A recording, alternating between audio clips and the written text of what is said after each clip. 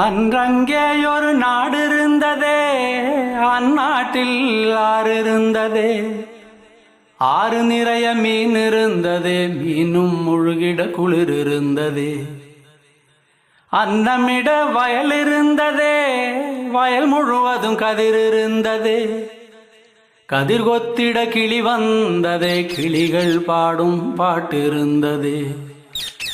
அந்நாட்டில் நிழல் இருந்ததே, மண் வழியில் மரம் இருந்ததே. மரத்தடியில் பேசி சிரித்திட நண்பர் கூட்டம் 100 இருந்ததே. நல்ல மழை பெய்திருந்ததே, நரகத்தீ சூடில்லையே.